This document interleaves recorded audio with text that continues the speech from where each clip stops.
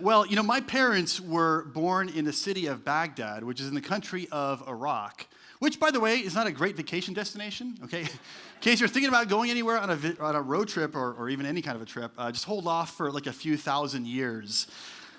Man, until that place settles down.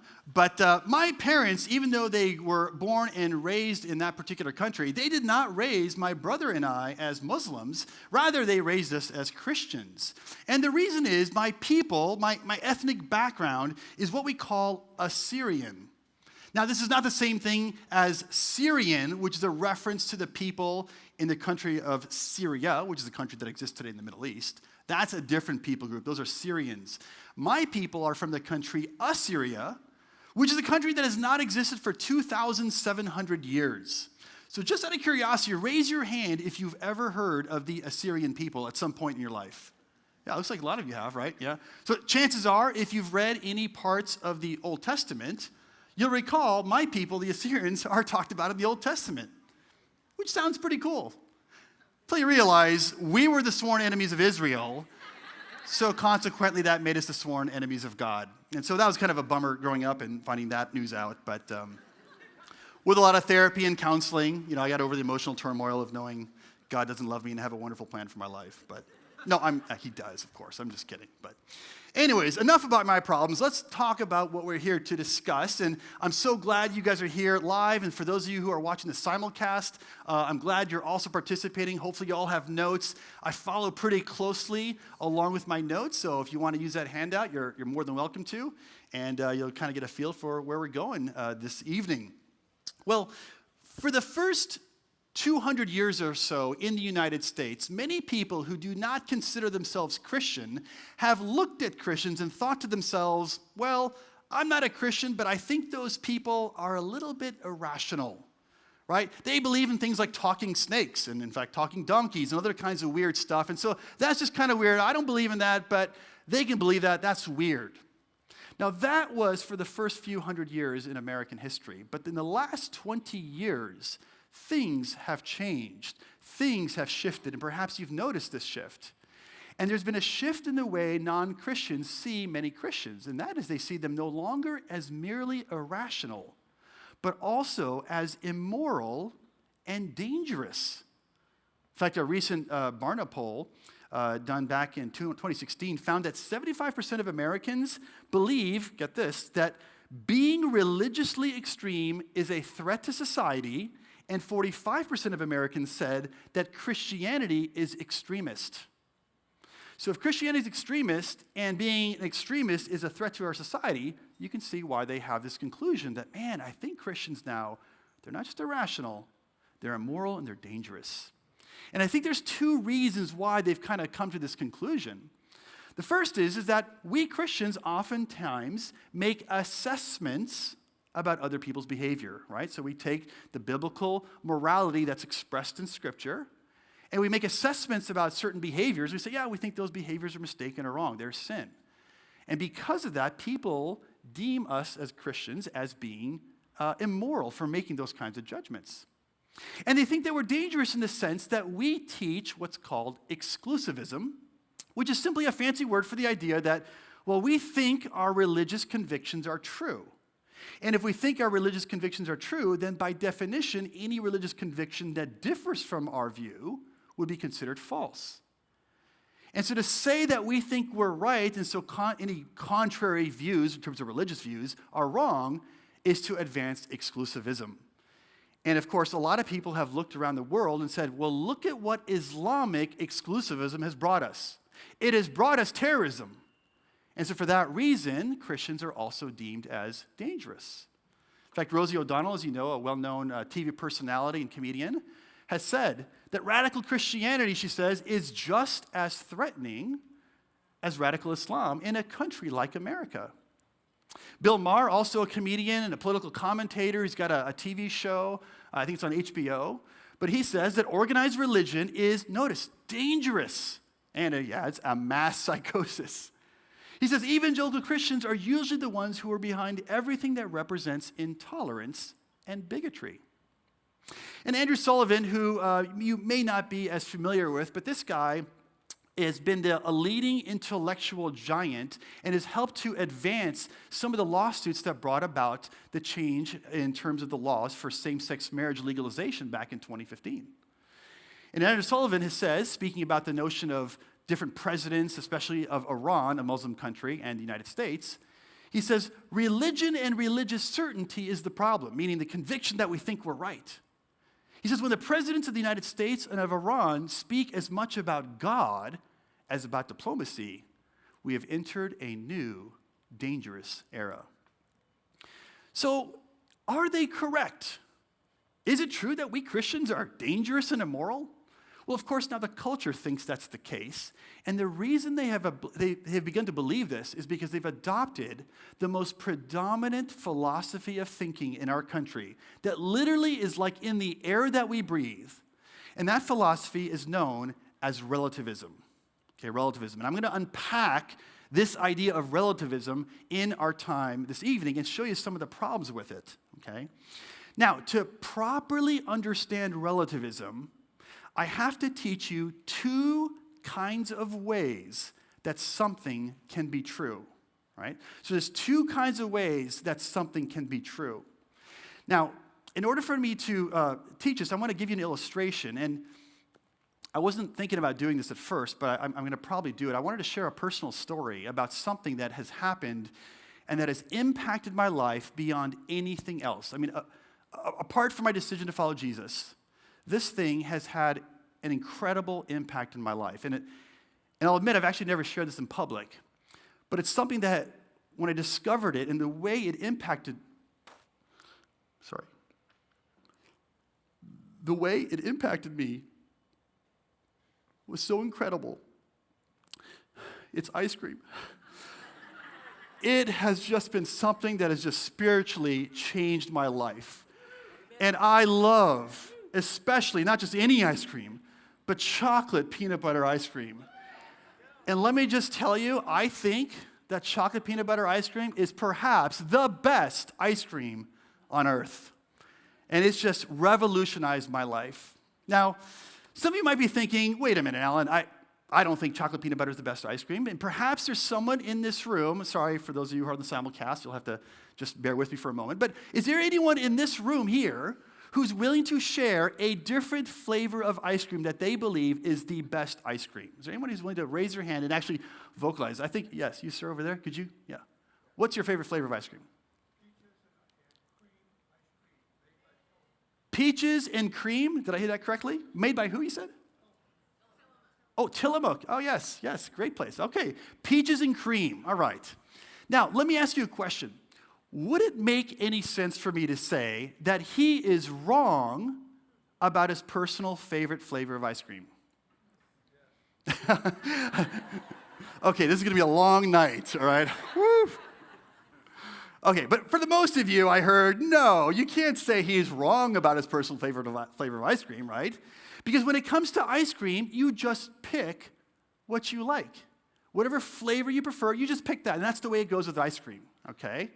And so we would say that my statement that chocolate peanut butter ice cream is the best ice cream, or that your statement that peaches and cream is the best ice cream, we would call this a subjective truth claim. A subjective truth claim, because, notice the key word there, it is about the subject, either me or him, who's expressing our personal preference, our personal opinion about what flavor of ice cream we like, right? Now notice, when it comes to subjective truth claims, I could have one preference, you could have a different preference, and they could be different, and we're both right? Because when it comes to picking a favorite flavor of ice cream, you just pick what you like, and that's okay. Subjective truth claims can be true for me, and true for you, you'd have something different, okay? Now, notice, by the way, if he was to say chocolate peanut butter is the best ice cream, that statement would not be true when he says it, right? So subjective truth claims can be true and false at the same time, depending on who's saying them, okay? That's something very unique about subjective truth claims, okay? Now, suppose, however, we had too much ice cream, and over many, many years, we developed diabetes, okay? And we were to go to a doctor, and the doctor was to say, hey, You know, insulin is a medicine that can help to control diabetes. Okay?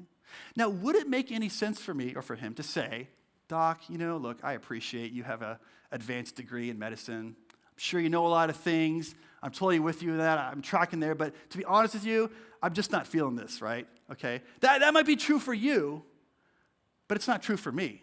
Okay? That might be your reality that insulin helps control diabetes, but it's not relevant for me. Okay? Because I think what's going to help me to control my diabetes is to have more ice cream. Okay? Now, we all recognize that that doesn't make any sense to say something like that. Okay? And that's because there is something different about the nature of this claim. This kind of claim is what we call an objective truth claim. Because it's not about me, the subject, or him, that subject. Rather, it's about an object, something external to us, something beyond our own mind, not on our inside, but about something on the outside, that is insulin. Okay? And the question is, does insulin help to control diabetes? Notice that has nothing to do with our opinion. It has nothing to do with our preference. That statement is either true or it's false. And notice that an objective truth claim cannot be true and false at the same time. Because if insulin is a medicine that helps to control diabetes, if that's true, then it's true for everyone. And if that statement is false, then it's false for everyone. Because it's not about a personal expression of my own opinion. It's about this external reality.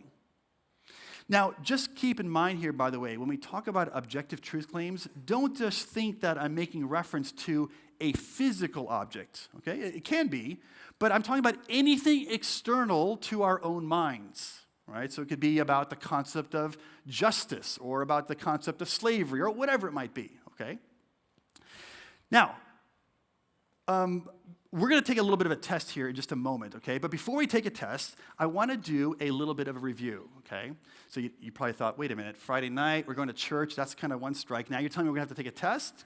Yes, okay? And by the way, this test will be graded, and whether you get accepted into a life group later on will be dependent upon how well you do on this test, all right? All right, so quick review before we take the test, all right? So I'm going to review the difference between subjective and objective truth claims, all right? So subjective truth claims, remember, they are simply an expression of a person, a subject of their personal preference, okay? Objective truth claims are an expression about they're about a claim about an object, something external to us, okay? Subjective truth claims can be true and false at the same time, right? Depending upon who is saying it, whether I'm saying it or whether he's saying it, okay? Depending on who the person is, who the subject is, that's what determines whether it's true or false, okay? But when it comes to objective truth claims, they can't be true and false at the same time. They're either true for everyone or they're false for everyone, okay? Subjective truth claims typically can't be tested by a third party. In other words, if you wanted to know what my favorite flavor of ice cream is, you would just simply ask me, and I'd report to you what it is, okay? But that's not the case with objective truth claims. Objective truth claims can be third-party tested. So, for example, suppose I said to you, there is a pink elephant in the parking lot right now, okay? Notice this is a claim about external reality, something out there outside of my mind. And so we could all test that. We could go outside, go to the parking lot and check and say, no, there's no pink elephant. Alan's lost his mind, right? So that's another kind of difference about subjective and objective truth claims, okay? But here is the key way to determine whether something is subjective or objective. And that is to ask the question, does changing your opinion about it change the truth about that thing? Right? You notice if I change my mind about chocolate peanut butter ice cream, then of course it wouldn't be true that chocolate peanut butter ice cream is the best ice cream because I've changed my mind. Maybe I would convert to his view, peaches and cream, whatever, okay. But suppose I was to like that for whatever reason, okay. But notice, with objective truth claims, changing your opinion about it has no effect on the truth or the falsehood of that thing. You could believe with all your heart and all your mind and all your strength that insulin does not help control diabetes. It's not going to make it true. And you could change your mind about that, and it's not going to affect insulin. Insulin is what it is, independent of anyone's opinion, okay? Just another example of a subjective truth claim. Somebody might say, I love watching Marvel movies, right? That's an expression of my own personal opinion, all right, or someone's opinion. But if I was to say, well, Marvel has made 142 movies, well, now that's not an expression of my own personal preference. Rather, it's about the nature of the movie studio company called Marvel Studios, and how many movies have they made? By the way, it's not 142. That statement is false. But notice, even though the statement is false, it is still an objective truth claim because it's a claim about external reality, this company Marvel, okay? And by the way, even if we didn't know, like for example, suppose I said to you, there are 10 trillion stars in the universe. Now, is there any way that we can verify that? Not really, right? But even though we can't know whether that statement is true, it is still a claim about external reality, and so therefore it still falls under being an objective truth claim. Okay? So far, so good? You ready for the test? Okay, here we go. What's going to happen is I'm going to present a number of statements on the screen. Okay? Now, if you think they are an ice cream type of claim, then I want you to shout, ice cream. Okay? If you think, however, they are an objective truth claim, like an insulin type of claim, then I want you to shout insulin. So far, so good? Okay, so what we'll do is we'll start with a couple easy ones to kind of get the juices flowing, right? And then we'll move progressively into harder ones, right? And by the way, don't feel bad if you get some of these wrong, okay? We, as an American culture, have been, like I said, swimming. Well, I think I said breathing before, but same idea. We've been swimming in this culture.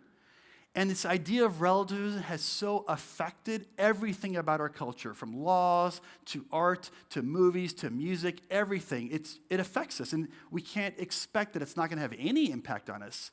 So it's easy to see why we might get some of these wrong, all right? But let's try a couple of these. How about this? Disneyland has 53 attractions. Ice cream or insulin? Insulin, that's exactly right, right? It's not a claim about what I prefer or what I like. I'm not saying I like Disneyland or I like Disney World more or anything like that. It's about the nature of the place, Disneyland, and how many rides are there? 53? And actually, I have no idea. It might be 60, it might be, I have no idea. But it doesn't matter, okay? The statement could be false, but it's still an insulin claim. So very good, you got that correct, all right? How about this? I like Toyota more than Nissan.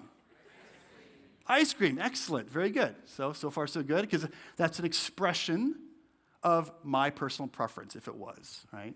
Now, by the way, if I changed that and said, Toyota has sold more cars than Nissan, now that's become an insulin type of claim, okay? So it could be a related subject, but because of the nature of the claim, I've changed it, it's now become an insulin claim, all right? How about this? Alan, me, can bench press 315 pounds. Oh, I see. How many think it's an insulin claim? How many think it's an ice cream claim? Oh, very good. Oh, look, my son, of course, has to say that, right? All right, so you're absolutely right. It is an insulin claim, okay? Because it's a claim about reality. I'm suggesting that if we had a bench up here with 315 pounds, that I could bench it, all right? Now, you might be thinking, wait a minute, I'm looking at Alan. He's like this thin, scrawny guy. There's no way he could bench 315 pounds, okay? The reality is, I can. Okay, it's just that, my muscles are so big. If I flexed right now, they would just tear right out of my shirt, okay? But because we're at church, I'm trying to be modest, okay? But, no, you're absolutely right. This is an insulin type of claim, even though I probably couldn't bench 315 pounds. All right. How about this? The chairs in this room feel comfortable. Ice cream, yep, very good. All right. Enough of the easy stuff, all right? Let's move on to some more interesting types of claims, right? Slavery is wrong.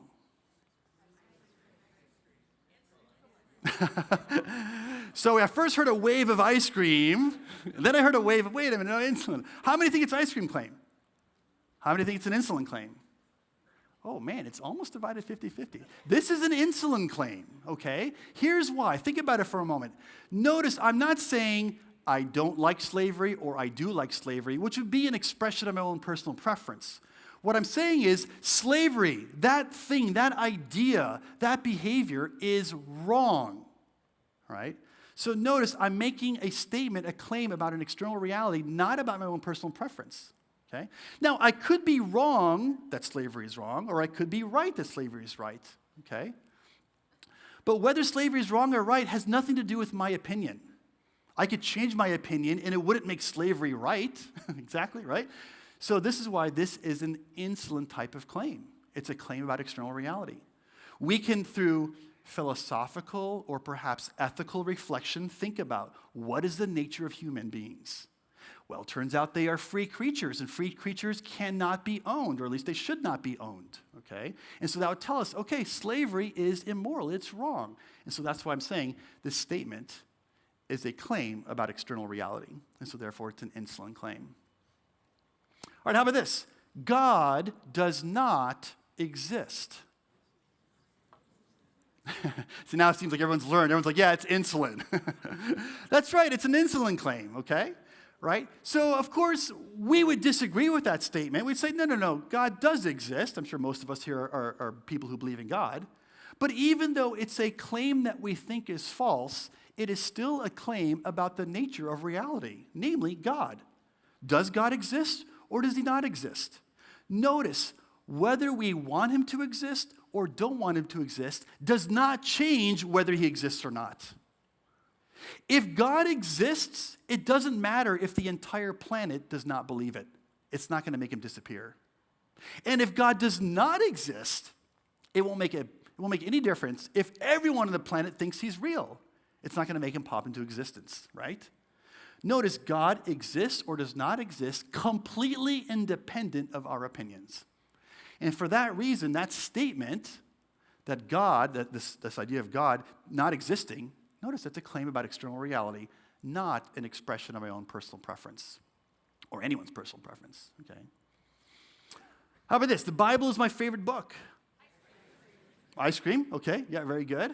How about this? Jesus is the only way to God, so Jews and Muslims are mistaken. How many think it's ice cream? You, okay. How many think it's insulin? Oh, okay. So now we're getting more people saying insulin. Yeah, it is an insulin claim, okay? Again, think about it. I'm not saying I don't like Jews or I don't like Muslims or anything like that. I'm not expressing anything about my own personal preference, right? I'm saying something about the nature of what? Jesus. Okay? Jesus is somebody that is external to me. Even if he doesn't exist, the idea that there is a person named Jesus is something external to my own personal preference and opinion. And whether Jesus is the only way or he's not the only way is not affected by my own personal decision or opinion or anything. Okay? He's either the only way to God or he's not, or he doesn't exist.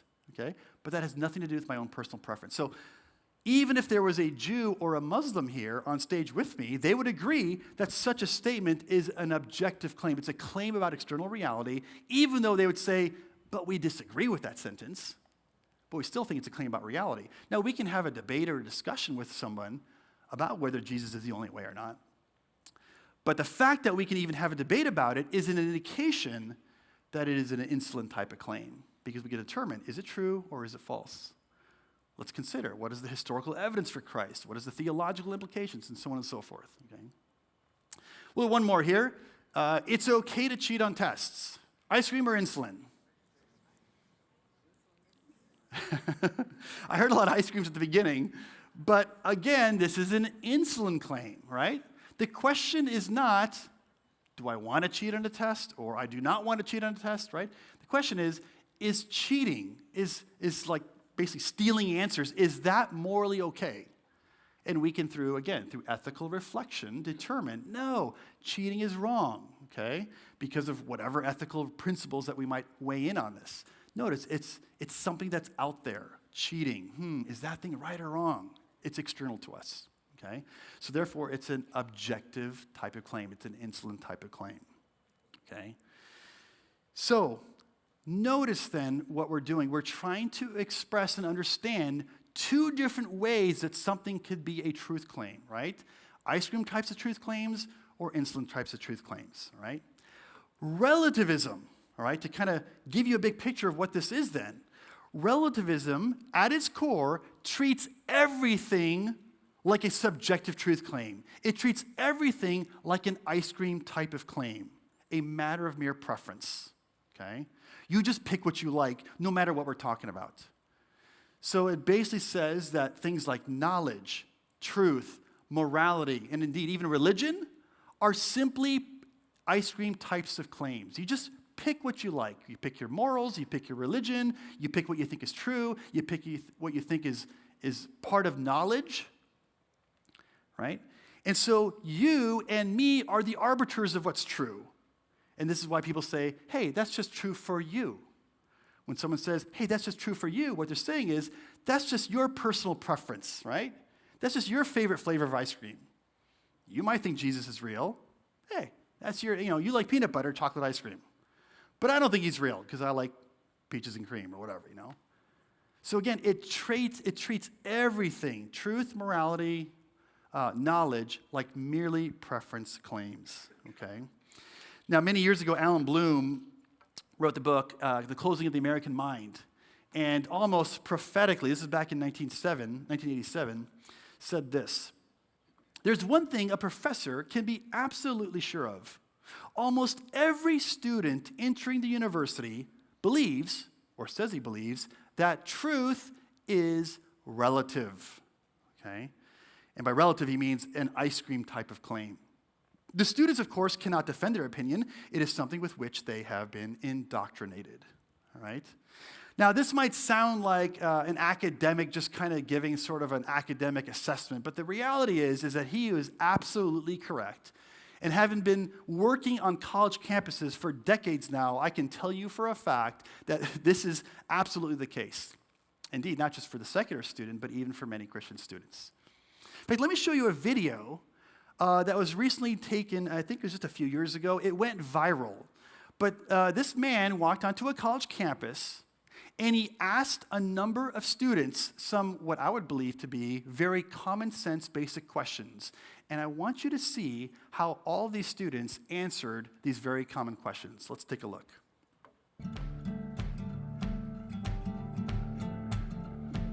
If I told you that I was a woman, what would your response be? Good for you. Okay. Yeah. Nice to meet you. I'd be like, what? Really? I don't have a problem with it. I'd ask you how you came to that conclusion. If I told you that I was Chinese, what would your response be? I mean, I might be a little surprised, but I would say, good for you. Yeah, be who you are. I would maybe think you had some Chinese ancestor. I would ask you how you similarly came to that conclusion and why you came to that conclusion. I would have a lot of questions, just because on the outside I would assume that you're a white man. If I told you that I was 7 years old, what would your response be? I wouldn't believe that immediately. I probably wouldn't believe it, but I mean, it wouldn't really bother me that much to go out of my way and tell you, no, you're wrong. I'd just be like, oh, okay, he wants to say he's 7 years old. If you feel 7 at heart, then so be it. Yeah, good for you. So if I wanted to enroll in a first grade class, do you think I should be allowed to? Probably not, I guess. I mean, unless you haven't completed first grade up to this point and for some reason need to do that now. If that's where you feel mentally you should be, then I feel like there are communities that would accept you for that. I would say so long as you're not hindering society and you're not causing harm to other people, I feel like that should be an okay thing. If I told you I'm 6 feet 5 inches, what would you say? That I would question. Why? Because you're not. No, I don't think you're 6'5". If you truly believed you're 6'5", I don't think it's harmful. I think it's fine if you believe that. It doesn't matter to me if you think you're taller than you are. So you'd be willing to tell me I'm wrong? I wouldn't tell you you're wrong. No, but I say that I don't think that you are. I feel like that's not my place as another human to say someone is wrong or to draw lines or boundaries.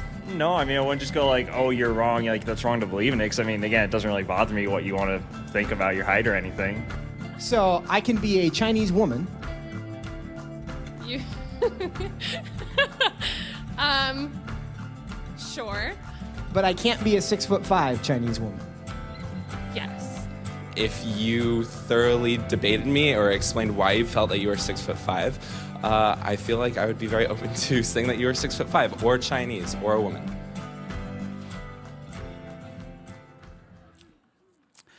Okay, so notice a couple things about this. Notice how many times when he made some obvious claims that were obviously false about biological realities, they were just fine with saying, well, that's good for you, or if that's true for you, or if that's how you feel, or if that's what you have going kind of inside you, right? And notice, it's almost as if a person's internal states and beliefs and opinions are given total authority about external reality, even when those beliefs are completely contradictory to external reality, right? So notice all of those expressions that he gave were about him saying, well, I think I feel this way, and they were okay with that in many cases. The second thing, notice, they had a hard time saying he's wrong, you know? And this, of course, kind of touches on what we're going to be talking about towards the end of this evening, which is the whole idea of being tolerant, you know? We don't want to say anybody is wrong because that sounds like we're being intolerant, right? But it's so hard for people to say, I think you're wrong about that, right? When, of course, 50 or 60 years ago, actually, maybe 30 years ago, you know, we didn't have a problem saying, well, no, I think you're mistaken about that. Here are my reasons why. Now it's deemed like offensive. People are triggered by making any kind of claims about thinking that you're right and somebody else is wrong. And again, the whole reason this is happening is because our culture has bought into relativism. The idea that what's true, what's reality is relative to the individual. It's just about my own personal preference.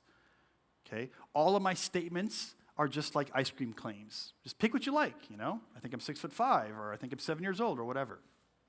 Now, by the way, you might think, well, this is just sort of hypothetical in a sense. Like, certainly students were agreeing with this idea, but he was sort of posing these hypotheticals. The reality is there are dozens and dozens of examples of people today who are making those kind of actual claims about themselves. Let me just give you one example. And this is of a guy named Emil Ratelband, who is a Dutch TV personality. Now, he's 69 years old, but he went to the doctor. The doctor says, man, you are as fit as can be. You are super healthy. Your medical health does not appear at all as if you're 69. You're much younger. And so he says, well, then, I want to be declared 49 years old. Okay? I want to be declared 49. In fact, I want the courts to change my legal age so that I'm 49. In fact, listen to his own words as he explains the reasoning and rationale for why this should be the case. And I feel I suffer under my age because I'm much more younger than my 68. So when I ask for a mortgage, for example, they say it's impossible. If I go on Tinder, you know, then I get women from 68, 69, when the women are there. And when I'm on Tinder, you know, then they say, okay, then you can lie for your age. You say you're 49. I don't want to lie. I want to be myself. So don't force me to lie. But when I'm really 49 again, I will have a baby again. I will buy a new car again. I will paint my house again. I'm going outside and I invest my money again. Because now I'm old man, you know, I have to save my money to give to my kids so they can live. But if I have that age again, I have hope again. I'm new again. And the whole future is there for me again.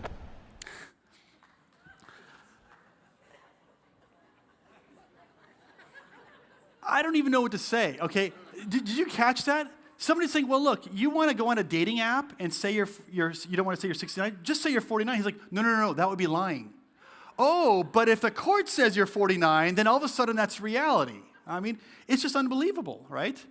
But again, he's just expressing his own personal opinion, his own belief about himself, because truth has become relative to individuals, right? Our culture has swallowed the poison pill of relativism, and we've abandoned the idea that reality is objective, meaning it's out there in the world and we can come to know it. And even our own bodies, which are a part of external reality, are apparently unknown. And so truth has moved from the outside, and now it's on the inside. And whatever you express, whatever your opinion is, that becomes truth, that becomes reality. And everything now is reduced to ice cream claims. By the way, if you wanted to read a book that that chronicles and unpacks how we got to this. There's a book that was just released within the last year by a guy named Carl Trueman. He's a professor at Grove City College, and he wrote a book called The Rise and Triumph of the Modern Self. The Rise and Triumph of the Modern Self. It's written by Carl Trueman, and I'll warn you, it's a little bit of a lengthy book, but he explains how from the sexual revolution until today, how we got to the point where we now have what he calls expressive individualism. And that is the idea that how whatever we express about our individual nature is true. And he talks about how we have given complete and total authority to our internal states, to our internal emotions, and to our internal beliefs. And all those internals have now become truth for our reality. All right? So the world's deeply confused about this. It's deeply confused about truth. In fact, you probably remember Pilate, who presided over the trial of Jesus, even asked Jesus, "What is truth?" Now, he did not stick around to hear the answer, right? So let's settle this definition once and for all and give a definition of truth. And Pilate, if you're listening, pay attention, all right? Here's what philosophers call the correspondence theory of truth. Okay, the correspondence theory of truth. And this is actually even taught by Aristotle. So even before Jesus was on the scene, this is what Aristotle said about the nature of truth. He says, if you say that it is, and it is, or if you say that it isn't, and it isn't, that's true. If you say that it isn't, and it is, or if you say that it is, and it isn't, that's false. Sheesh, this is why I'm not a philosopher, okay? I love my philosophy friends, all right, but here's exhibit A, why I'm not a philosopher. It's why do they have to say it like this, right? Okay, let me just summarize what Aristotle here is saying, okay? Basically saying truth is what corresponds to reality, right? Truth is what corresponds to reality. In other words, if you make a claim and that claim corresponds to reality, meaning it's the same as what reality is, then your statement is true. Well, let me give you an obvious example, right? If I say, I have a full tank of gas in my car, right? Now, if reality is that you go to my car and it is a full tank, then notice this statement corresponds to reality. So we would say then, my statement is true, right? Easy. If we go to my car and my gas tank is empty, then notice my statement does not correspond to reality. Therefore, my statement is false, okay? Notice, very straightforward. This is the correspondence theory of truth. And I would argue that this theory of truth is self-evident, and I would also say it is almost universally acknowledged. Now, sometimes I get people say, Alan, come on, no. This is American Western logic. This doesn't apply to people in the East, Pantheists and Hindus, they have a different type of thinking and logic, and this doesn't apply to them. I completely disagree. In fact, even the Hindu, I would submit to you, before he crosses the street, looks both ways. Why? Because he wants to know whether his belief that there is no truck hurling down the highway corresponds to reality, right? Before he takes a pill, he wants to know, is this aspirin or arsenic? Because what his belief is hopefully corresponds to reality, all right? So this idea that truth is what corresponds to reality, I would say, is self-evident and almost universally acknowledged. Now, here's the problem. People follow this correspondence theory of truth until you start talking about morality or religion. Everything is, oh, yeah, of course, yeah, my gas tank full or empty. I totally get that. Except when you start talking about morals or religion, then all of a sudden it all changes. They don't believe that the correspondence theory of truth applies to moral and religious claims. And why? It's because they don't think that morality and religion are a part of external reality. They think morals and religion are not out there, but in here. Just personal expressions of our own opinions. Just ice cream types of claims, right? And so that's what happens. People are thinking, basically what relativism tells us, is that when it comes to choosing your morals, like what's right and wrong, or choosing your religion, it's simply like choosing your favorite flavor of ice cream. You just pick what you like. You like peaches and cream, I like chocolate peanut butter, right? I think cheating on tests is wrong, you don't. I like Hinduism, you prefer Christianity. It's fine. Just pick what you like. It's all just like ice cream choices, right? So people think today that religion and morals are subjective truths, not objective truths, okay? So let's take relativism, this idea that truth is relative to each individual, and apply it to morality, right? So you get then moral relativism, right? When you apply relativism to morals, that is moral relativism, and this just simply says that you decide what is right and wrong. And I decide what is right and wrong. We each get to decide what is right and wrong. It's not like there's some standard of right and wrong that's out there that exists as part of the furniture of the universe. No, what's right and wrong is up to each person. And again, you just pick what you like. So for example, when it comes to sex, right? You might say, oh, sex should only occur between a married man and a woman. And I might say, no. It can occur anytime, before or outside of marriage, or with anybody, or with multiple people. It doesn't matter, right? And we're both right. Neither one of us is right or wrong. We just have our own truths. You know, that's true for you, and this is true for me. Or maybe you might think cheating on your taxes is immoral. Well, that's fine. That's true for you. But for me, I think it's fine to cheat on taxes. So that's true for me. Or maybe gossiping. Oh, well, you might think it's wrong. You might even call it sinful. But that's your truth. I think it's fine, right? The Grapes of Wrath, you know, classic book written by John Steinbeck. It's very interesting that the Reverend Jim Casey, one of the main characters in the book, listen to what he says, and of course, it was written years ago. He says, there ain't no sin and there ain't no virtue. There's just stuff people do. It's all part of the same thing. And some of the things folks do is nice, and some ain't nice, but that's as far as any man got a right to say, right? Perfect expression of moral relativism, right? There's no virtue, there's no vice, there's no like list out there of virtues and vices that we have to try to live our lives according to. No. There's just stuff that I do and stuff that you do, and there's certainly no way or justification that anyone else can point to another person and say, hey, what you did was wrong. Because that would presume there's a standard out there that we can all look at and be like, oh yeah, your behavior here sexually does not line up with what we're supposed to do sexually. Because that doesn't exist. It's all now internal. It's our own personal preference, right? So you'll hear people say, hey, well, what's right and wrong is up to me. This perfectly captures moral relativism. To each his own. Don't force your morals on me. You shouldn't judge other people. Right? Think about it. Why is someone saying, don't force your morals on me? Because just think about it. Does it make any sense for me to say, you have to all like chocolate peanut butter ice cream?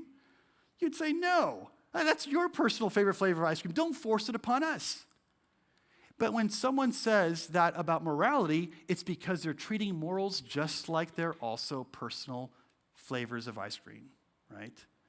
And why would you impose your personal favorite flavor on ice cream? That's the same reason why you'd never try to force your morals on anybody else, because they're treated the same. People think that morals and ice cream are equivalent, right? Same thing with you shouldn't judge other people. Why should you not? Because there's no set of morals that is out there by which we can judge other people.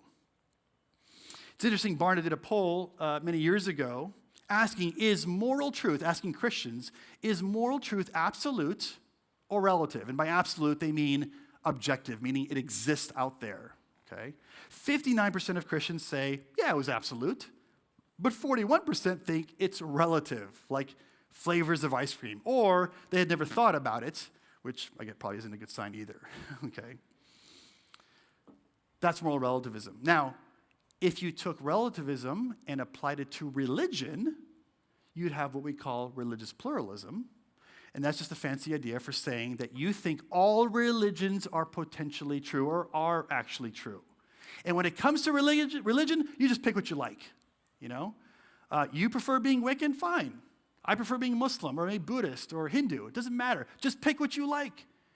It's not like you got to figure out which religion is true or false. That doesn't exist. That would be that there is some objective truth about the nature of religion, but they don't believe that. No one believes that, right? Picking your religion is like picking your favorite flavor of ice cream. You just pick what you like, right?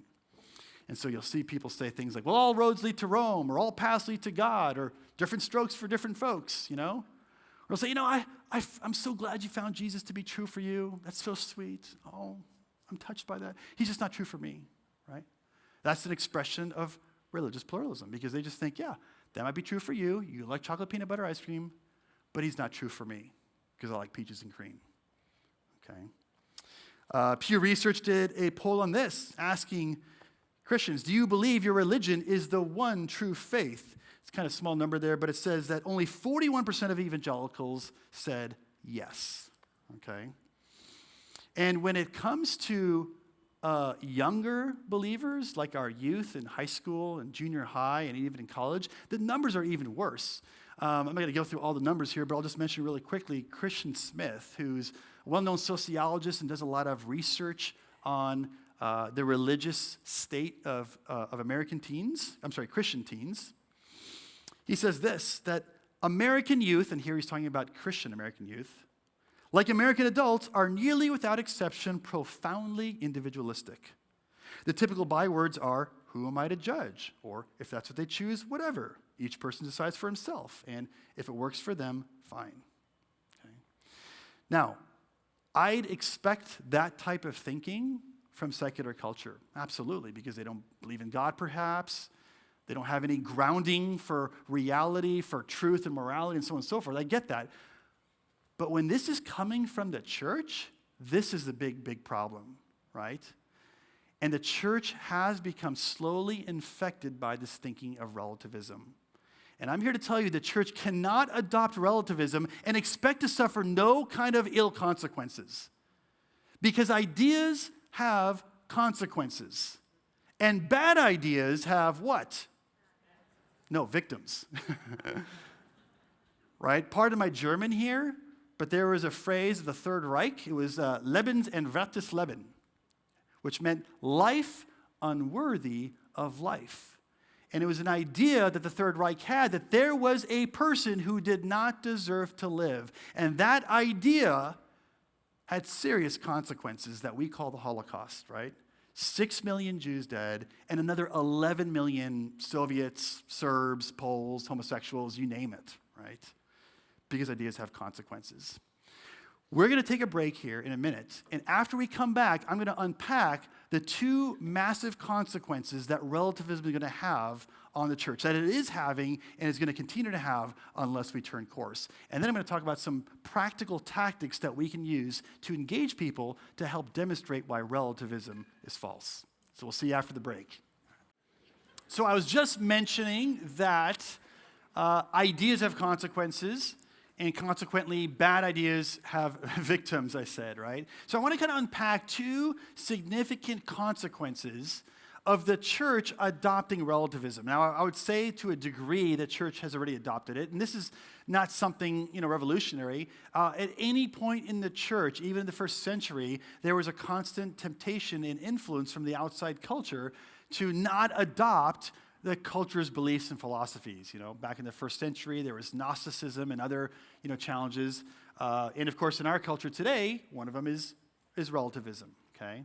So what are some of the consequences of adopting relativism in the church? Well, the first one is that relativism undermines sin and the gospel. Okay, relativism will undermine sin and the gospel. Now, you might ask, well, why is that, right? Well, let me put it to you this way. If you think about the Christian worldview teaches that objective morality is a real thing. In other words, that there is a set of morals that exist out there as a part of the ultimate furniture of the universe that God has created. And that standard exists independent of us, right? Now, when we live our lives and violate that standard, we are now breaking that standard's rules. We are breaking God's laws. And so what we call that is sin, right? Again, it's just a review of what Christianity teaches, right? Now, when we've committed a sin, we, of course, are then found guilty, right? Because violating objective morality is a sin, which means that we are guilty. And if we're guilty, then the solution to that guilt is to get pardoned, right? And the way that the Christian gospel says that we can be pardoned is through Jesus, right? So God offers a pardon. It's through Jesus who pays the penalty for the crimes that we deserve to be punished for, right? Now, relativism says there is no objective morality, right? Because relativism says this standard of morals that's out there, it doesn't exist. All we have is what's inside us, our internal sense of right and wrong, right? And that just amounts to picking your favorite, moral rules, like whatever it is, as if we prefer ice cream. And so if there's no objective morality out there, then it's not possible that we can sin. And if we don't sin, then of course then we're not guilty. And if we're not guilty, then we don't need a pardon. And if we don't need a pardon, then we don't need Jesus. What's the point of Jesus, right? This is why I say relativism undermines sin and the gospel. In fact, the book of Judges is a very interesting case where you have the Israelites who are trying to follow after God's laws, but of course they do a horrible job. God decides to punish them. Eventually he sends a judge to bring him back on course, but of course that judge isn't necessarily doing the right thing as well. But eventually the Israelites do kind of, make a course correction, but then they eventually go back into the same cycle of disobedience, and God sends another judge, and they reverse course, and kind of Israel does this cycle of sin and rebellion and deliverance and so on and so forth, okay? That's the whole book of Judges. Now, the very last verse of the very last chapter of Judges is Judges 21:25. And look at what the author says about that whole history. He says, in those days, there was no king in Israel. Everyone did what was right in his own eyes. That's moral relativism, right? Everybody just does what's right in their own eyes, or the way we would capture it, or the way I've tried to explain it is what's inside us, right? We just pick what you like. Because when there's no king in Israel, there's no objective standard of right and wrong. Just do whatever you like. And the parallel, of course, is if there is no God, then there's no standard of right and wrong, and so, you just do whatever you like. And so when relativism affects Christianity, it undermines sin of the gospel. We end up living as if there is no God. So even though we might say, oh, there is a God, we're like functional atheists when we deny the objective standard that God creates. I love what C.S. Lewis says in his book, Mere Christianity. He writes, it is after you have realized that there is a moral law, and there is a power behind that law, and that you have broken the law and put yourself wrong with that power, it is after this, and not a moment sooner, that Christianity begins to talk. Right? Think about it for a moment. Unless you believe that there is a law, and there is a God who stands behind that law, and you violated that law, and now that God is angry with you, man, unless you believe that, why would you care about Christianity? You have to first acknowledge that that is a real situation, a real predicament that you're in. That's when Christianity begins to be like, oh, okay, man, I better care about what Christ offers me, what God is offering me through Jesus, right? And that's why relativism undermines that whole system. And that's why we can't adopt it as a church. We have to resist it. So that's the first consequence of allowing relativism into the church, into our thinking. The second consequence is this. Relativism undermines mission. It undermines our evangelistic efforts. Jesus said in Matthew 28:19, he says, go and make disciples of all nations, baptizing in the name of the Father, the Son, and the Holy Spirit, and teaching them all that I've commanded. Okay? But if relativism is true, and there is no objective truth, there is no true religion or false religion, right? Then there's no obligation then to fulfill the Great Commission. Don't go into all the world, right? Because remember, when it comes to religion, it's like picking your favorite flavor of ice cream. You just pick what you like. It's not like one religion is true and the other one's false. They're all true. Just whatever's true for you, you pick that, right? And so that's why we would say, well, why go and make disciples of all nations? Why go and tell someone about Christianity if they're already a Muslim? If they're already a Muslim, well, they've already picked their favorite flavor of ice cream. Why try to force another flavor on them? In fact, there was a Lifeway study just a couple years ago that asked Christians, how many times in the last 6 months have you shared the gospel with someone, told them about Christianity, right? 55% of Protestant churchgoers said 0. And again, that's not surprising if you don't think that your religion is the only true religion, right? Because after all, if you can be saved through Islam, through Hinduism or whatever, then why bother telling anybody about it, right? After all, this is not what Jesus claimed, right? Jesus did not say, I am one way, I am one truth, I am one possible life. You can come to the Father through me or someone else. Hey, live and believe whatever you like as long as you're sincere. You do you, right? I'm cool with that, right? As Larry says, oh, sorry, that's the Heresy Bible, right? You know, Second Opinions 14:6. No! Okay? That's religious pluralism, right? No, Jesus said in John 14:6, quite the contrary. I am the way, I am the truth, I am the life. No one comes to the Father but through me, right? So this is Jesus basically saying, no, religious pluralism, that's false, all right? So we now understand the possible consequences or the consequences of adopting relativism in the church, okay? It undermines sin of the gospel, undermines mission. And I hope you have an understanding of what relativism is, okay? It makes everything relative to you in your own personal opinion, right? What I want to do now is teach you a short tactic that will help you to, when you're in a conversation with somebody else, expose how relativism is mistaken thinking, okay? Now, this tactic I like to call taking the roof off. And the real name for it is a Latin phrase, reductio ad absurdum, which if you were to just take a guess as to what, even if you didn't know what Latin is, right? Reducing to the absurd, all right? And that's what this tactic specifically does. It takes advantage of the fact that some views, some ideas, lead to absurd or ridiculous consequences.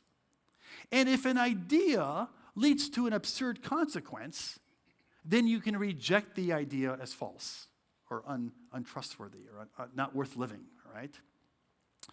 So let's take a look at how this tactic works. I want to show you the 3 steps to this tactic, and then I'll give you some examples of how this plays out in everyday conversation, okay? So here's the 3 steps to the tactic. First step, when you're having a conversation with someone and they advance a view and you suspect that maybe the view is mistaken, the first step is for you to adopt the other person's view. Sometimes we do that, right? You'll say, hey, let's just say what you're saying is true, just for the sake of argument, okay? That's basically this step. Adopt the other person's view for just a moment, right? Now, the second step is the key step, all right? What you want to then do is follow their view to its logical and perhaps absurd conclusion. In other words, you're going to ask, okay, let me adopt their view, all right. Let's now take their view for a test drive and see what does this view lead to. If it leads to some ridiculous conclusion, then you can conclude that the rationale that led to this ridiculous conclusion is also mistaken, okay?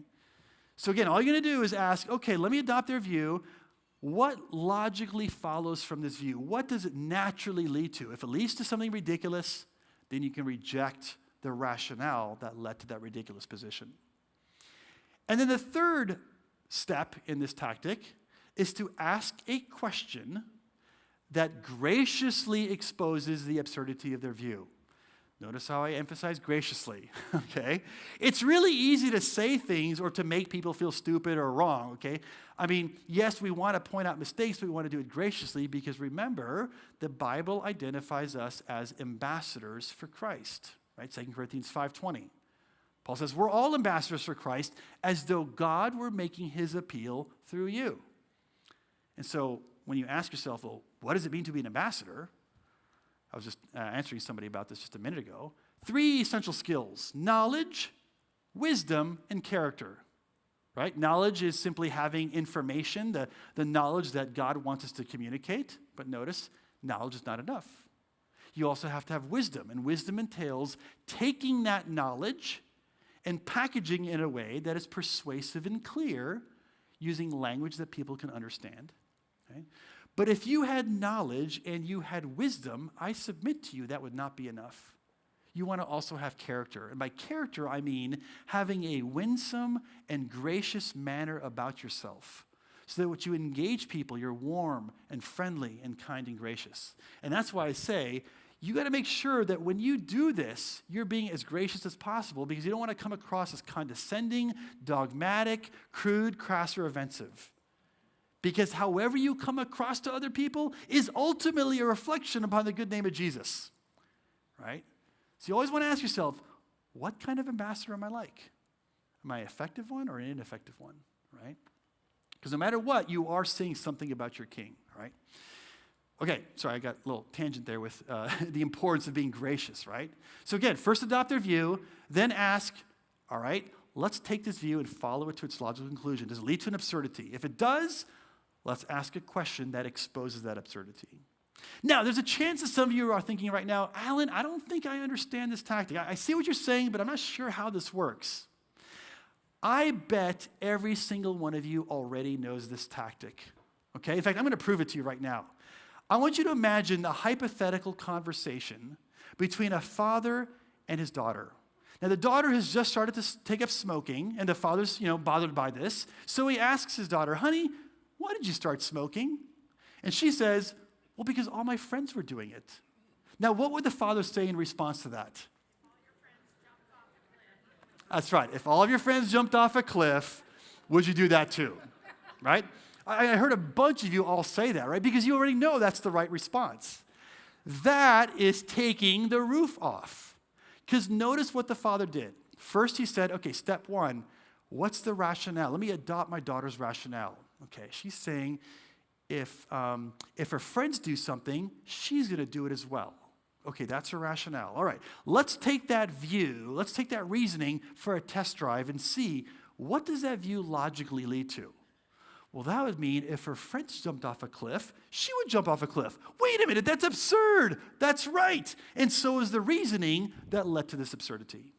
And so then he asked a question that kind of graciously but funnily, shows the absurdity of this view. Right? By the way, Jesus used this tactic as well. In Matthew 12, Jesus, he heals a demon-possessed man, and then notice what the Pharisees say to him. When the Pharisees heard that Jesus had healed this demon-possessed man, they said, this man Jesus cast out demons only by Beelzebub, the ruler of the demons. And Jesus, knowing their thoughts, said to them, hey, wait a minute. Any kingdom divided against itself is laid waste. And any city or house divided against itself will not stand. And if Satan is casting out Satan, he is divided against himself. How then will his kingdom stand? So notice what Jesus does. First step in the tactic is he adopts their reasoning. He says, okay, you think I'm Beelzebub? You think I'm the chief of the demons? I'm basically Satan, and I'm casting out other demons that are on my side? All right, let's just say that what you're saying is true, just for the sake of argument. Then he says, okay, let's take that view for a test drive. Let's see, what does this view logically lead to? Well, that would mean Satan is taking out his own, demons, the people that are on his own side. And that's ridiculous. If he was doing that, that would basically end up destroying the kingdom of Satan. But the kingdom of Satan is doing just fine, isn't it? So this is completely absurd. Exactly. So is the rationale that led to the absurdity. Right? So notice Jesus even went to our website and learned this tactic, used it with the Pharisees. Okay. I'm kidding. It was Peter who went to the website, and he told Jesus. Jesus applies it. Great student, that Jesus. Okay. But so notice that's what's happening, right? Adopt the viewpoint, take it for a test drive, see what it logically leads to. If it leads to a ridiculous view, then you can reject the rationale that led to it. All right? Consider a couple objections that I often will hear when I'm out and about on college campuses or elsewhere in the country, and people, object to me being a Christian. They'll say things like this. Well, Alan, I can't believe the Bible if it was written by men. Okay, so let's take the roof off with this, right? First, let's adopt the viewpoint, just for the sake of argument. What is the rationale here? Yeah, that's right. So I can't believe something if it's written by men. Okay, that's the rationale.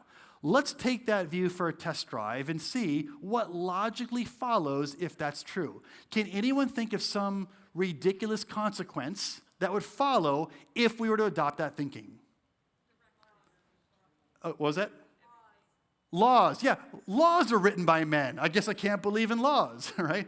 The DMV manual was written by men. I guess I can't believe in the DMV manual. History books are written by, I mean, that's ridiculous. Exactly. And so is the rationale that led to this absurdity. And so all you'd have to do then is ask a question. Oh, wait a minute. Your science textbook was written by men. Would you not believe in that as well, simply because men wrote it? No, of course not. Okay, so that's the way that you can demonstrate that this view is mistaken. How about this one? I get this all the time. Without science, you can't know anything is true. It has to be scientifically testable, they'll often tell me, okay? Now again, for the sake of argument, let's just adopt their view. Unless it's testable by science, you can't know if it's true. Okay, that's the rationale. Let's take this for a test drive. Does that reasoning and rationale lead to any absurd conclusions? Can anyone think of an absurd conclusion that might arise if we were to believe that? Can you know whether you love your spouse through scientific testing? No, right? Can you know whether things are aesthetically beautiful through scientific testing? No. Can you even tell whether George Washington was the first president of the United States through scientific testing? No. Right? Can you tell what I'm feeling inside right now through scientific testing? No. All of these things are incapable of being tested by science. Indeed, even this sentence itself is not scientifically testable. This is a philosophical claim. So even the sentence itself cannot be known to be true by using science to test it, right? So again, notice, this claim leads to a ridiculous, absurd conclusion. So therefore, we can reject it as being reasonable, right? Let's try a difficult one here, all right? Many years ago, when Mother Teresa was still alive, she was commenting about a person in California who was sentenced to be executed through capital punishment, okay? And she said, and she argued for the claim that the government of California should stay the execution and not kill this guy. And she said, as her reasoning, hey, capital punishment is wrong because Jesus would forgive. Now, this one's a little bit more tricky, but let's just think with me for just a moment, all right? So again, first, step one, what is the reasoning? The reasoning is we can't render this punishment because Jesus would forgive this person, so therefore the punishment should not be rendered. Okay, that's the rationale. Let's take that rationale for a test drive and see what logically follows if that's true. Okay, we won't execute him. Let's just put him in prison for the entire duration of his life. Oh, but wait a minute, we can't render that punishment because Jesus would what? Forgive. Oh, okay. Well, then let's just put him in jail for 10 years. Well, wait a minute. We can't render that punishment because Jesus would forgive. Oh, okay. Well, let's just fine him $10,000. Well, wait a minute. We can't render that punishment because Jesus would forgive. Oh, okay. Let's just give him community service for 20 days. Well, we can't render that punishment because Jesus would forgive. You see, this claim proves too much. It leads to this absurd conclusion, which basically would render us having to empty the prisons and let everybody else out, because no punishment could be rendered if we always said, well, Jesus would forgive this person. Now, look, I'm not trying to deny that Jesus would forgive them. Of course, he might forgive them, but we also know that consequences aren't negated simply because someone is forgiven, right? My kids absolutely know that I might punish them with some sort of discipline. And even though I might forgive, I'm looking over at my kids right now. Even though I might forgive them for what they've done and I've restored our relationship with them, they still sometimes have to endure the consequences of their bad behavior, right? Same thing with this. Now, don't get me wrong. I'm not trying to argue that capital punishment is right or wrong. That's irrelevant. I'm just simply saying that if it's wrong, this is a bad rationale for why capital punishment is wrong. Capital punishment might be right, might be wrong. That would be a whole other question we'd have to investigate. But it's not wrong for this reason. Otherwise, that would lead to an absurdity. Okay. So now that we understand how to take the roof off with an idea, let's apply it to relativism, because that's the thing that we're trying to address, right? Let's try to take the roof off of moral relativism, which is basically the idea that morals are relative, right? What's right and wrong is up to each person. Okay? So first step in the tactic, what do? We first adopt the view just for the sake of argument, okay? Whatever is right and wrong is up to you and it's up to me. Everybody gets to decide for themselves. Okay, let's take that view for a test drive. What possible absurd reality would come about if we were to adopt that reasoning and thinking? Can anybody think of something that would demonstrate that that view is absurd? Yes? Okay, yeah. I think it's okay to shoot you. And you might think that's wrong, but you might think it's right. So, who's to judge, right? To each his own, right? That's a great example. It's a little aggressive, okay? I mean, perhaps we could think of something a little bit less over the top, but you got exactly the right point, right? I could punch you in the face, and that's right for me. And it might be wrong for you, but hey, who are you to judge, right? Don't force your morals on me, So absolutely. So that's absurd, right? Exactly. And so is the rationale that led to the absurdity. And so you want to try to think of an example that might, demonstrate that. I remember many years ago, I was at Mission Beach down near San Diego. I was walking on the boardwalk, and as you probably know, there's sometimes different people who are there, trying to sell you stuff or push ideas. And a group of people came up to me, two of them, I think, at the time. There was a lot of them there, but two of them approached me, and they were trying to get me to sign a petition to protect some whales and then also donate some money to help with the protection of those whales.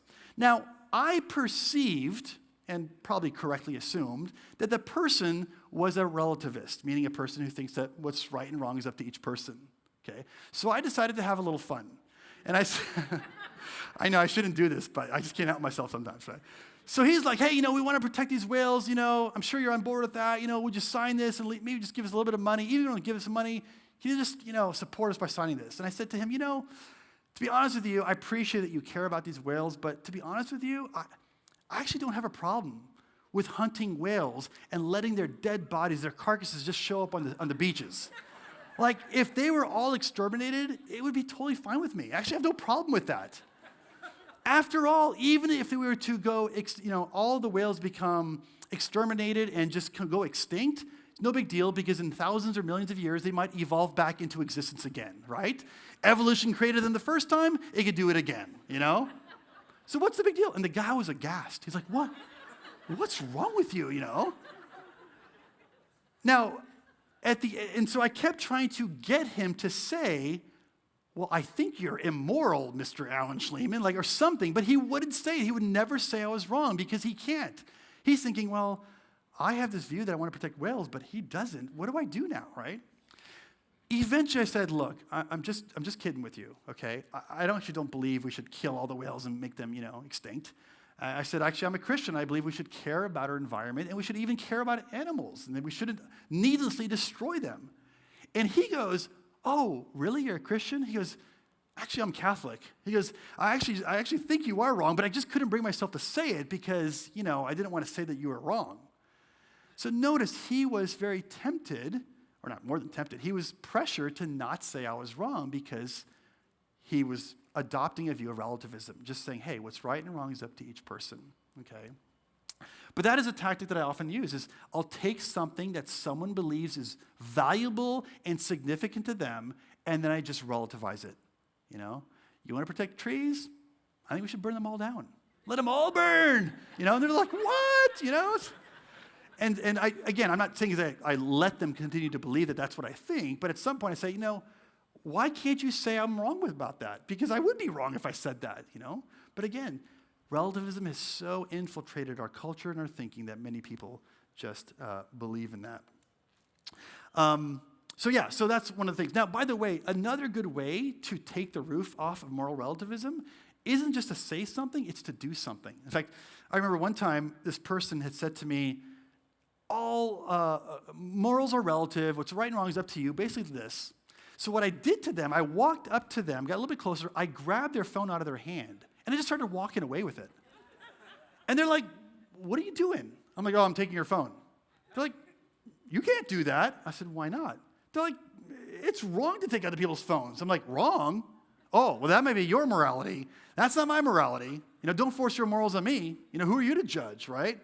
And so I just played the relativism game until they finally said, come on. And I'm like, okay, I'm just kidding. Here you go, you have your phone, right? But notice, people can talk all day long about how relativism is true, but they can't live like it, Because when it comes to you taking one of their things, they think that theft is one of those moral rules that applies to everyone. All of a sudden, yes, morals are objective. Yes, theft is wrong, and you need to stop it. Give me back my phone. Whales are, something we should protect. So again, sometimes the best way to do it is to do something that takes the roof off and demonstrates the absurdity of the idea that, hey, it's just up to you to decide what's right and wrong. Now let's try to take the roof off of religious pluralism, okay? Now remember, this idea is basically the idea that all religions are basically the same. And remember, with this tactic, the first step is to ask the question, okay, let's adopt their viewpoint, just for the sake of argument. All religions are basically the same, or all religions are basically true. Okay. Let's follow this to its logical conclusion. What does this logically lead to? Well, what does Christianity say about Jesus? Who is Jesus in the eyes of the Christian worldview? Yeah, Son of God, part of the Trinity, right? So on and so forth. Okay, he's a divine being. Does Islam say that Jesus is the Son of God or a divine being? No, they vigorously deny that. They would say, no, he's merely a human being, but he's a prophet. Does Judaism say that Jesus is a prophet? No, they vigorously deny that, right? So how could it be that all religions are basically true or basically the same when on Christianity he's the Son of God, on Islam he's not the Son of God, he's just a prophet, and in Judaism he's neither the Son of God nor a prophet? Notice, different religions contradict each other in fundamental ways. Jesus can't be the Son of God and not the Son of God at the same time. He can't be a prophet and not a prophet at the same time. That's absurd. Exactly.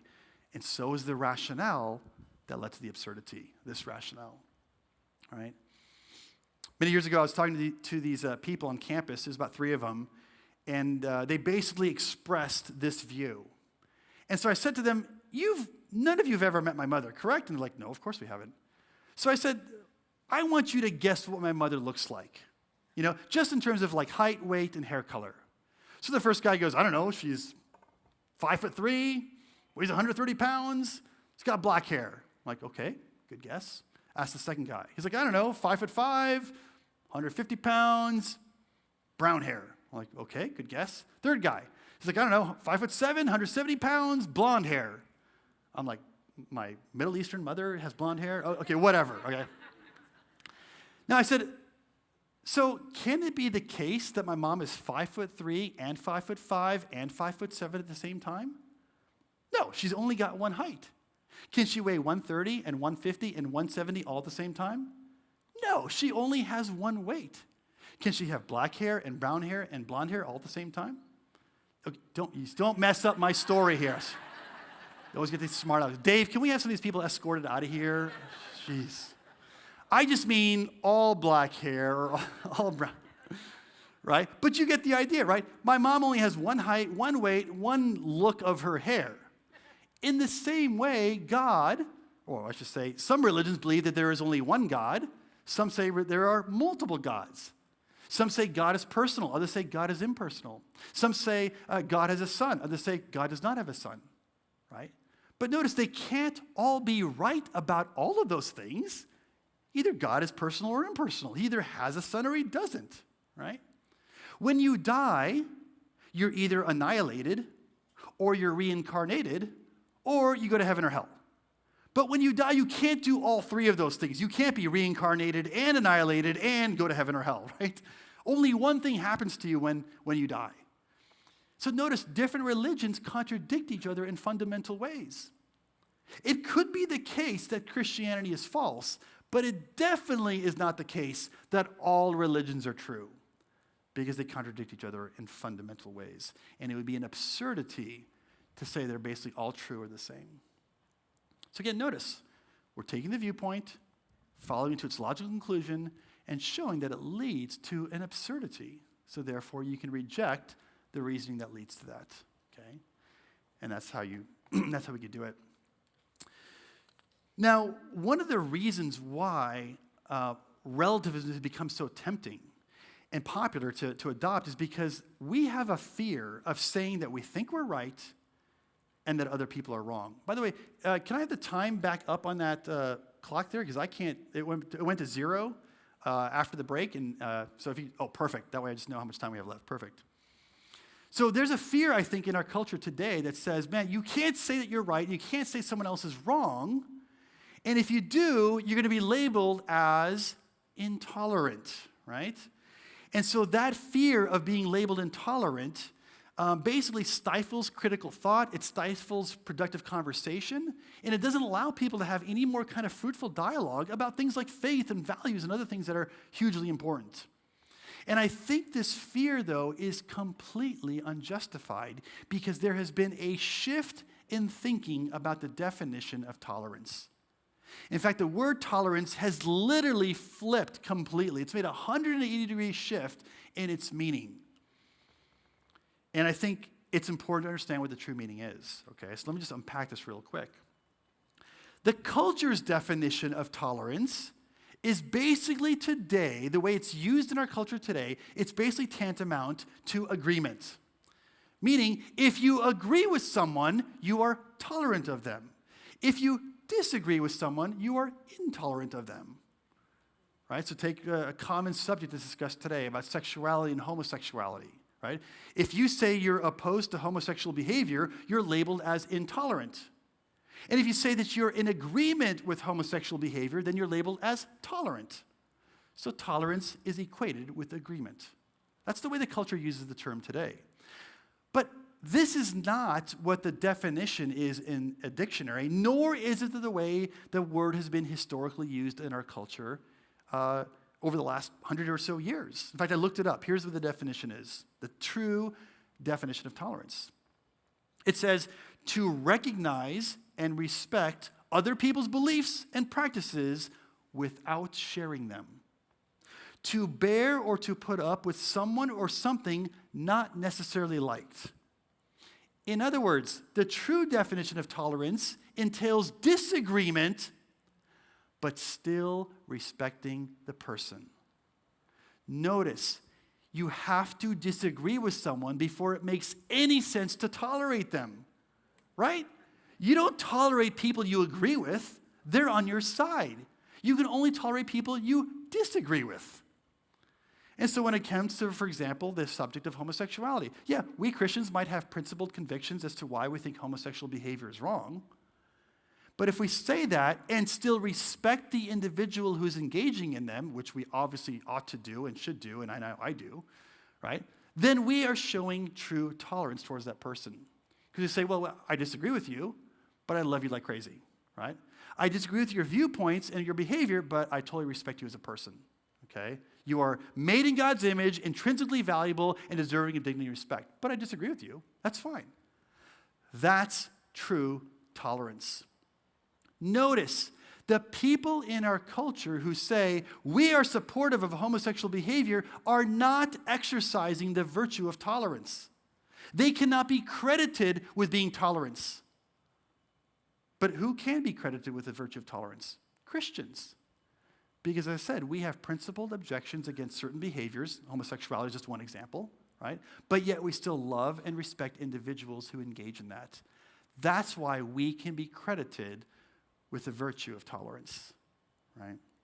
In fact, it's interesting, Dave Rubin, who is himself identifies as a gay man, he's married to a man, he's a well-known talk show host, and he's on the radios, on television, whatever. Notice what he says. If you only tolerate ideas that you already agree with, then you're not really tolerant. So he completely recognizes the truth about what true tolerance is. Right? Now, adding to this confusion, which, don't get me wrong, it's already plenty confused about this phrase, tolerance can actually be applied to three different things, all right? First of all, tolerance could be applied to behavior. Now, if we said we should be tolerant of all behaviors, that would mean that all behaviors are equal. But do we in American society believe that all behaviors are equal? No, we do not, right? Our laws demonstrate that you can believe what you want and maybe even express those beliefs, but you certainly can't behave however you like because some behaviors are a threat to the common good, right? And that's why we make laws to restrict them, like rape, murder, theft, on and on and on, right? And so we restrict some behaviors by law. Therefore, notice, we do not believe it's okay to be tolerant of all behaviors. It's okay to be intolerant towards behaviors. Like, it's okay to be intolerant towards theft or murder, right? That's okay. Now, tolerance could also be applied to ideas. And this would be the concept that all ideas are equal. But do we in American society think that all ideas are equal? Do we tolerate all ideas? Absolutely not, right? Denying women the right to vote is an idea we do not tolerate. Okay? Racism is an idea we do not tolerate, right? Because some ideas are wrong, are bad. So notice, it's okay to be intolerant towards racism or denying women the right to vote or whatever it might be. Some ideas are okay to be intolerant towards. But tolerance can also be applied to persons. And this would mean the idea that all people are equal. Now, do we believe in our society, in American society, that all people are equal? Absolutely, right? We even have the Declaration of Independence that says all men are created equal and endowed by their Creator certain inalienable rights, life, liberty, pursuit of happiness, so on and so forth, right? You get the idea. So notice, we do believe all people are equal. We do believe it's never okay to be intolerant towards a person, right? You can vigorously disagree with a person's ideas and behavior, but you can never be intolerant towards the person. Now, here is where the confusion happens when it comes to our discussions that we might be having with people who don't share our views. People conflate these categories, or for the most part, they don't even think about these three categories. And so what happens is this. We might express an idea, or we might say that some idea is wrong. In other words, we might be intolerant towards an idea. For example, I go to the Middle East on a regular basis. I go to mosques in the United States and in the Middle East on a regular basis. And I engage Muslims in a loving and gracious way because I think some of their ideas are mistaken. What happens is, when someone hears that I've done that and I've accused a Muslim idea as being wrong, I'm automatically labeled as being intolerant of the person. Oh, you're being intolerant towards Muslims. But notice I'm not. I'm being intolerant towards one of their ideas, but I totally respect and love the Muslim people that I engage with. Same thing with behavior. We will sometimes say, well, we think this behavior, maybe homosexual behavior, is wrong. And when we do, we're automatically labeled as being intolerant towards the homosexual person. Okay? But we're not. People are conflating these ideas. You can think that a behavior is wrong, but still respect the person who engages in the behavior. And again, I'm just picking on homosexuality because that's a common topic we hear about, right? But this would apply to anything, any sexual behavior, any moral issue, right? So notice these ideas are conflated. It's okay to be intolerant towards some ideas and behaviors, but that does not mean we're being intolerant towards the person, okay? Okay, let me close with a final thought, and then I just want to make one additional announcement before we're dismissed, and I have Dave come up and close us out. Listen, we haven't talked about the evidence for God's existence, but I know that we, generally speaking here in this audience, believe that if there is a God, then he has created this standard of morality, right? This list of right and wrong. It's not that that's all that Christianity is about. It's not. But that is included in what Christianity is about, right? That morals are objective. They exist outside of us. It's not just what's right and wrong in our own minds, but there's an external standard, right? And if that standard exists, then it's quite likely that all of us has violated that standard at some point. Right? That's why Romans 3:23 says, "For all have sinned and fall short of the glory of God," which is basically saying that all of us have at some point broken one of those standards. And since we're lawbreakers, there's really only two options for us. Either we're going to be punished, or, the good news, we can be pardoned. Right? We're either punished or we're pardoned. Now the question then becomes, well, what religion offers a pardon? Well, the good news is it's Christianity. It's the only religion where God says, man, yes, you've broken my laws, you've violated my commands, but even though you deserve to be punished, I love you and I don't want to see you get punished. So I'm willing to offer you a deal. I want to offer you a pardon. I want you to have a chance to be acquitted for the crimes you've committed against me. And thankfully, God, through Jesus, offers that pardon. He says, hey, look, I will have Jesus pay for the crimes that you've committed, and that way you can go free. But the thing about it is, it's only through Jesus can we get that pardon. That's why I quoted earlier John 14:6. Jesus says, I am the way, I am the truth, I am the life. No one comes to the Father except through me. That's Jesus in a nutshell saying religious pluralism is false, okay? It's only through him. So let's thank God that we've come to know the truth and received the pardon through Christ, but also let that motivate us also to share that truth with others. And I hope you're motivated as a result of what we talked about in order to do that today. Okay, listen here. Before you guys are dismissed here, I want you to look either on your chair or under your chair. You're probably passed out this piece of propaganda, informational flyer. Pull this out real quick, and I just want to tell you something about it, because even though we're kind of wrapping things up here, I don't want this to be the only opportunity that either myself or the people who I work with have an opportunity to impact your thinking about some very important issues. And I want you to take a look at this. This card is perforated in the middle, and if you fold it just a couple of times, you'll notice it pulls apart very easily, okay? Now, I want you to take your attention to the card that has the rounded edges on it, okay? By the way, for those of you who are on the simulcast, I'll tell you in a minute how you can get what I'm going to offer them here in just a minute. But if you take a look at this one with the rounded corners, you'll see on one side it says the Columbo tactic. How many have ever seen the TV show Columbo? Raise your hand. Oh, I love that. Bless your hearts. Okay, yeah. So we love the TV show Columbo because Lieutenant Columbo in that TV show was a master at asking questions in a very gracious and disarming way. And so, we like to give our tactics really fun names, like taking the roof off, which we learned today. But there's another tactic we call the Columbo tactic. And this tactic is specifically about using questions instead of statements to engage people in a gracious dialogue about your faith and your convictions. And so on this one side, you see 2 or 3 different examples of kinds of questions that you can ask when you're in a conversation. In fact, I have a whole teaching about this. But this card is for you to keep in your back pocket, in your purse, in your wallet, in your man bag, I don't know, whatever guys carry these days, your merce, your satchel, your fanny pack, I don't know, whatever. This is for you to keep, okay? Right? Now, the other card is for me. This is the card that has the right angled corner. And on one side of it, you'll see the term solid ground.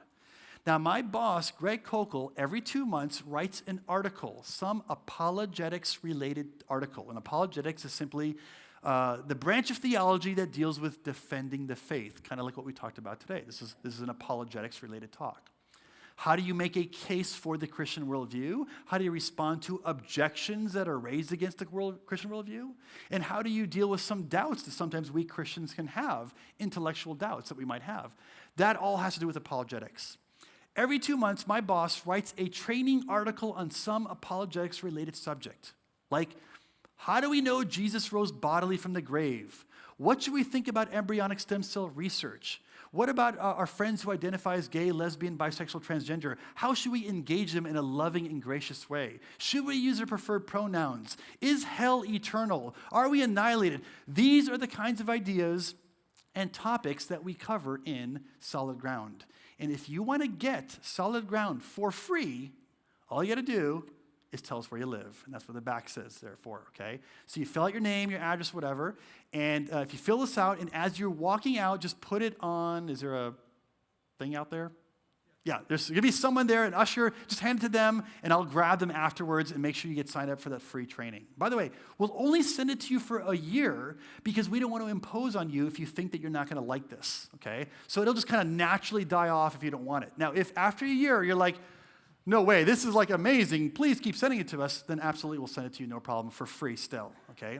Now, for those of you who are thinking, I don't want to get any more snail mail, do you have a digital version? And the answer is yes. If you also include your email address, and somewhere on here, just put, Alan, send me the digital version or online version only or email version only, then I'll be sure to only send you the email version of it, and you won't get a snail mail version of it, okay? So again, fill this out before you leave, give it to the usher in the back, and I will get you signed up for the free training, all right? I think that's all I got for you. Dave's going to come up and close us out, but thank you so much, and I'll be hanging around afterwards to chat if you have any questions, all right? Thank you so much. Hey, let's thank Alan.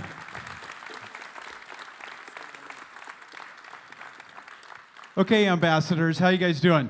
You guys good? That's good stuff. I love that, Alan. And what I love about is what you're saying is our goal here today is not for you to go out and confront people. Heck no. Our goal is out to go and love people in a greater way and have the confidence to be able to engage people if you have those opportunities. I want to read this, Philippians 1, 9 through 10, and this is my prayer, that your love may abound more and more in knowledge and depth of insight. We had some more depth of insight here, right? This gives you the confidence to love and engage people at a next level piece. That's our hope, and that's our prayer for you, and I know that's Alan's heart with that. Hey, one of the things that whenever we have a guest speaker come in, they come in and bless us. And Alan travels really around the world in sharing this. And Alan is a North Coaster. He's also been a life group leader for 17 years. Give it up. I'm not biased. Some of you are wondering, Dave, what do you do here? I'm the life group pastor. But anyway, that is one of the things that I know Alan's deep love for people. And we want to pray for him and his family. He travels a lot. He's all around, and we just want to pray for them in that ministry. So if you could just symbolically hold your hand out, we're going to lay hands on him and pray for him and his family. Father God, we thank you, first of all, that you give us truth, that you give us your word, and that we can stand on it, and it makes sense. There's reason behind it, God, and we thank you for Alan's insight and wisdom and ability to teach that, to share that with us, and to help us know, God, how to follow you, to love you, to know that there is great reason and rationale behind what we believe. And God, we want to share that love for those around us. And God, that is Alan's heart. That's a ministry's heart. And so, God, we pray for your spiritual protection. We pray for physical protection. We pray for a sense of protection from people and all that goes on in his life. We pray that for his family, his wife, his kids. And God, we thank you for them and their commitment to minister, not just to those that are around, but around the world. God, give him safe travels. Give him lots of laughter. Give him great sleep. Give him deep concentration of when he's got to think things through, when he's got to think of how to word something that it will help make sense, that people can see that you gave your life that we might live. And God, we thank you for that. Again, we thank you we can gather at a place like here tonight on our different campuses for those that are online. God, we just thank you that you are at work in our lives, that you're wanting to change us from the inside out, that you want to give us purpose and meaning. And God, we thank you in your name. Amen. Amen.